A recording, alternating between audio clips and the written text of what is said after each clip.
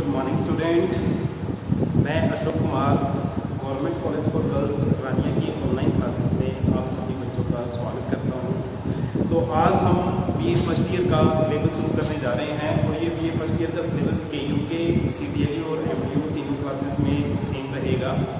और इस सिलेबस में भी फर्स्ट ईयर में बच्चों आपके 10 चैप्टर्स इस बार लगे हुए हैं और 10 चैप्टर्स में 9 तो एसेज लगे हुए हैं, 9 एसेज हैं और एक जो चैप्टर है आपका वो स्पीच साउंड्स का है। तो उस चैप्टर के बारे में हम बाद में डिस्कस करेंगे। तो उन 9 चैप्टर्स में से हमारा जो पहला चैप्टर है उस चैप्टर का नाम है चूजिंग आवर यूनिवर्स।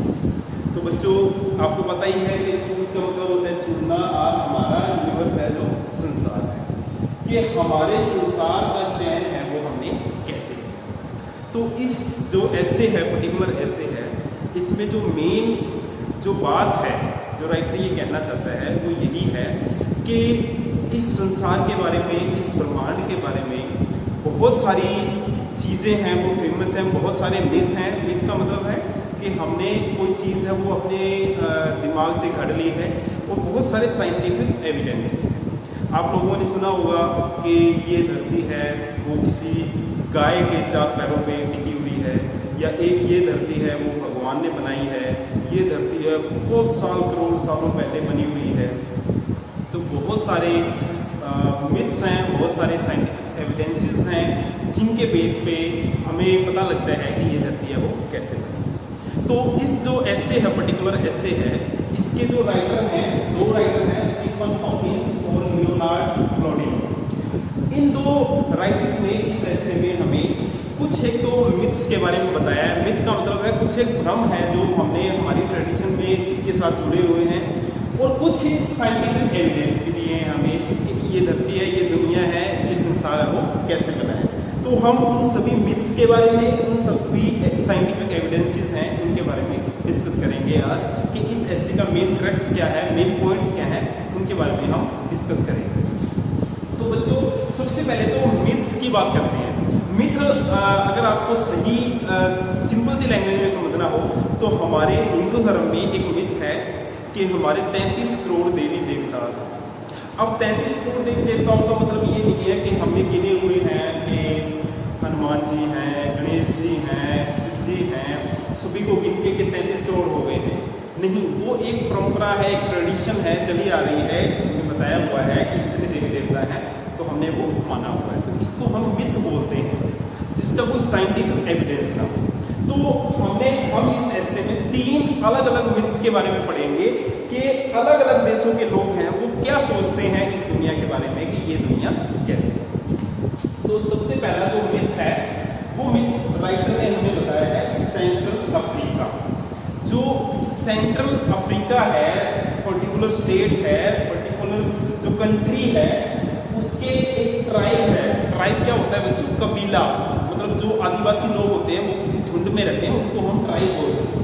वहाँ पे सेंट्रल अफ्रीका में बोसोंगो नाम की एक ट्राइब रहती है, अभी भी रहती होगी, जब राइटर ने ये लिखा है तब रहती थी। तो उन लोगों का ये मानना है, जो बोसोंगो पीपल है वो ये समझते हैं कि इस दुनिया को बनने में इन लोगों ने हेल्प की। तो जो बोसोंगो पीपल है, जो ट्राइब है, जो लोग हैं वहाँ के सेंट्रल अफ्रीका के, उनका एक गॉड है उम्बा। गॉड का मतलब जैसे हमारे शिव जी महाराज हैं, जैसे हमारे हनुमान जी हैं, वैसे उनका उम्बा नाम का गॉड है। तो सेंट्रल अफ्रीका के लोग ये बोलते हैं कि इस संसार की उत्पत्ति होने से पहले इस दुनिया में सबसे पहले क्या था? कहते हैं 3 चीजें थी। एक तो उनका गॉड था उम्बा, दूसरा डार्कनेस यानी अंधेरा ही अंधेरा था, और तीसरा गॉड पानी। तो कहते हैं कि जब ये दुनिया नहीं बनी थी, जब ये ह्यूमन बीइंग नहीं आए थे, तो इस संसार में केवल ये 3 चीज़ थी, गुम्बा, डार्कनेस और वाटर। अंधेरा था और पानी पानी भरा हुआ था। तो एक दिन क्या हुआ, गुम्बा है उनके पेट में दर्द हो गया, स्टोमक एक उनके पेट में दर्द हो गया, और उस दर्द से उन्होंने क्या है उल्टी कर दी। जैसे आमतौर पे हमारे पेट में फूड पॉइजनिंग हो जाए, दर्द होता है, तो बाई चांस हमारे कई बार उल्टी आ जाती है, तो उन्होंने क्या है वॉमिटिंग कर दी, और उस वॉमिटिंग से क्या है सन निकल के बाहर आया।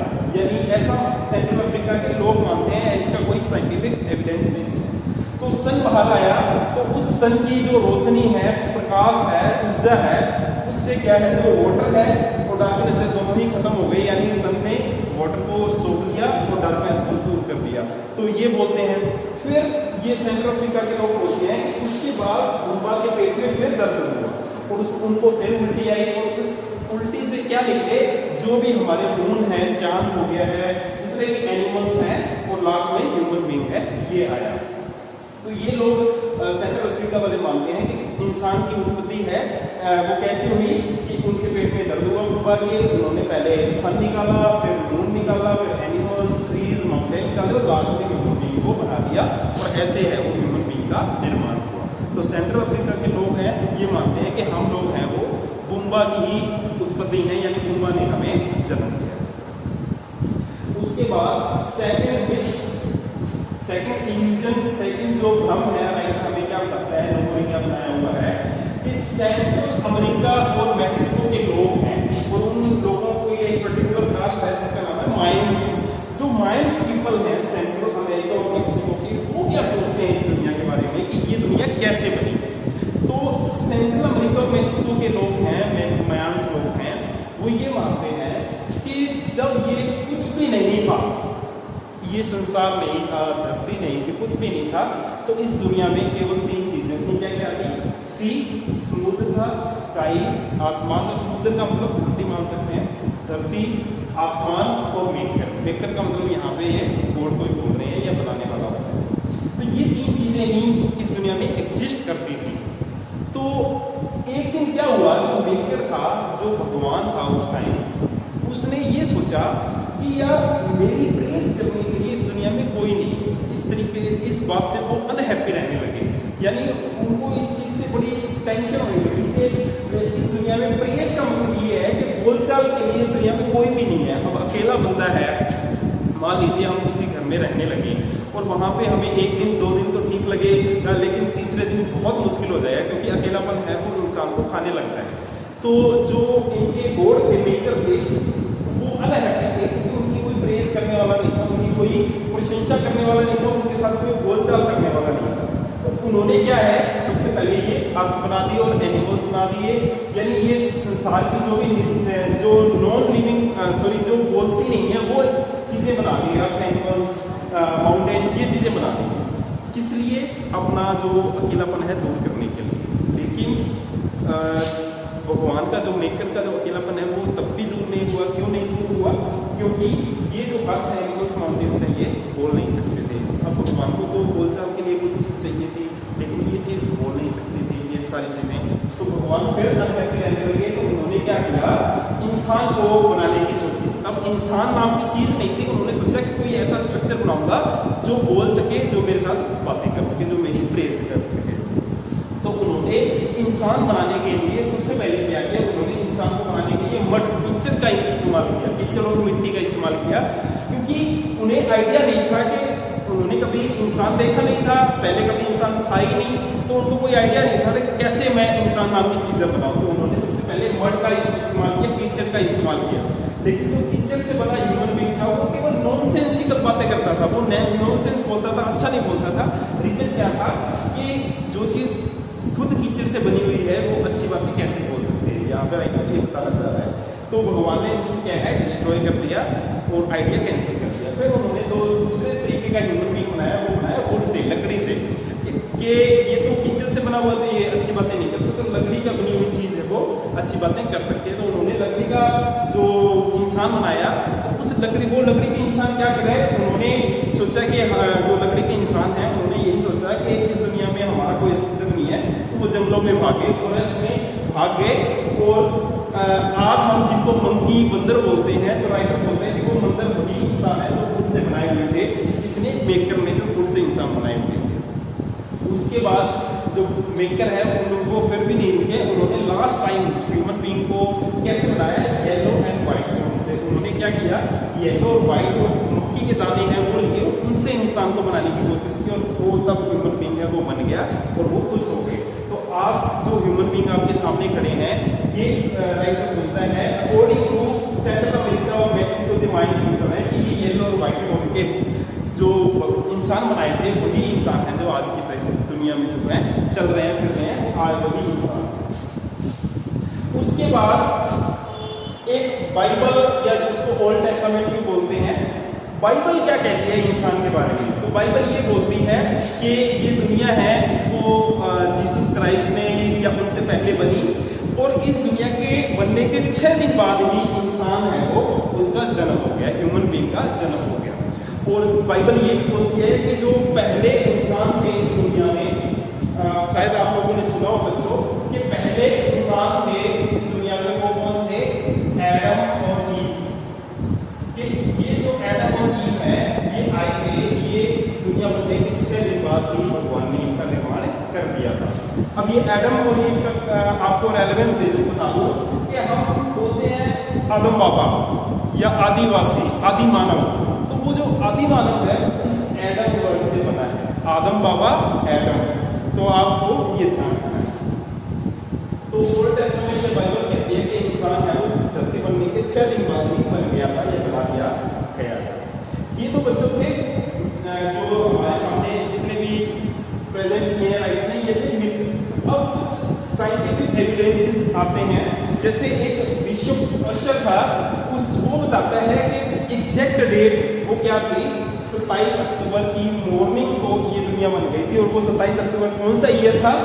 4004 BC। अब ये BC क्या है? Before the birth of Christ. Christ के जन्म से 4004 साल पहले ये दुनिया है वो बन गई थी, और 27 अक्टूबर की मॉर्निंग को बनी थी। ये विश्व अशर बताता है, लेकिन इसका कुछ साइंटिफिक एग्जैक्ट एविडेंस हमारे पास अभी भी नहीं है। जो लास्ट एविडेंस है हमारे पास, लास्ट जो चीज राइटर बताता है हमें, वो बताता है कि एडविन हबल नाम का एक साइंटिस्ट हुआ, उसने हमें एक एग्जैक्ट साइंटिफिक एविडेंस दे दिया। उसने क्या किया, एक टेलीस्कोप लगा के, एक जगह का नाम है माउंट विल्सन, वहां पे उन्होंने एक टेलीस्कोप लगाया और उसको क्या है एनालाइज किया बहुत सालों तक, और तब ये बताया हमें कि ये जो दुनिया है ना, ये दिन ब दिन है वो बढ़ रही है। वो कहते हैं कि ये दुनिया बन गई जैसे मर्जी बनी हो, लेकिन उन्होंने एक चीज़ बताई हमें कि ये दुनिया जब बनी होगी तब तो बिल्कुल छोटी सी होगी, लेकिन दिन ब दिन ये बढ़ रही है, तो फ्यूचर में ये बहुत ज़्यादा बढ़ जाएगी, वो बहुत ही ज़्यादा एक्सपेंड हो जाएगी। और इस जो पर्टिकुलर थ्योरी है, ये जो दुनिया बढ़ना एक्सपेंड होना, इस थ्योरी को उन्होंने नाम दिया बिग बैंग थ्योरी। तो ये क्वेश्चन भी बनता है बच्चों कि what is big bang theory? Big bang theory यही है कि ये जो दुनिया है, the universe is expanding day by day, ये बढ़ रहा है, और फ्यूचर में ये एक्सपेंड बहुत ज़्यादा एक्सपेंड हो जाएगा। और जब ये पास्ट में जब बनी थी तब ये बिल्कुल छोटी सी होगी दुनिया, संसार छोटा सा होएगा, और ये दिन ब दिन है वो बढ़ रहा है। और ये थ्योरी किसने दी है? एडविन हबल नाम का जो साइंटिस्ट है, उन्होंने ये थ्योरी दी। तो बच्चों ये आपका चूजिंग आवर यूनिवर्स ऐसे है, इसमें ये मेजर टॉपिक्स हैं, जो मेजर आइडियाज़ हैं, जो राइट ने बताए हैं, मेजर पॉइंट्स हैं, आपको इनके बारे में पता होना चाहिए। 5 जो आइडियाज़ हैं, और इन्हीं के बेस पे आपका जो क्वेश्चन है वो बनेगा। तो आज के लिए बच्चों हम इतना ही करेंगे। आप इसको बुक में अपने एक बार और पढ़ लीजिएगा, ये बहुत अच्छे से समझ आ जाएगा।